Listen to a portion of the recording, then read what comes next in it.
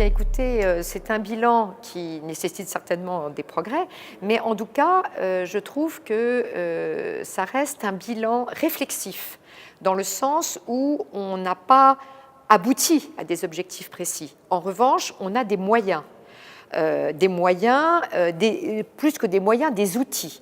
Je parlais des directives anticipées, qui se font peut-être trop sur ce qu'il ne faudrait pas faire, mais au lieu de ce que souhaiterait un malade, notamment par exemple, où souhaite-t-il mourir, vous voyez, des directives anticipées, la personne de confiance qui est quand même valorisée, cette possibilité que nous avons d'avoir cette graduation, la parole du malade en premier, le deuxième élément qui est les directives anticipées, après la personne de confiance, après les proches, ça nous permet à nous de connaître un processus afin de prendre des avis. Vous voyez, la notion de collégialité interdisciplinaire, c'est-à-dire travailler en groupe, échanger, avoir l'avis de consultants extérieurs sans lien hiérarchique avec la personne qui prendra une décision qui reste le médecin. Et c'est difficile de prendre une décision, mais éclairé par d'autres, c'est moins difficile. Voilà, même quand ça reste compliqué.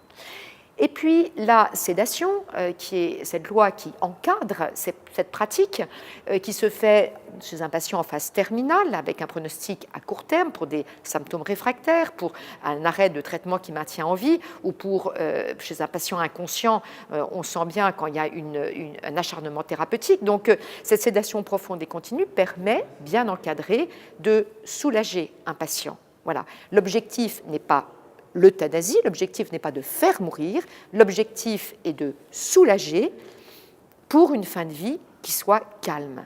Alors, bien évidemment que s'il y a des risques, s'il y a des dérives, c'est qu'il n'y aura pas assez de formation et pas assez de diffusion de cette loi.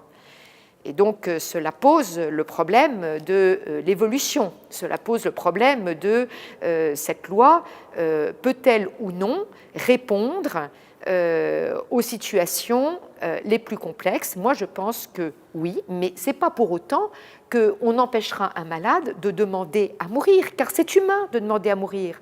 En revanche, ce qui est de notre responsabilité sociétale, c'est d'apporter des moyens à cette peur pour soulager un patient. Et cette loi peut nous y aider.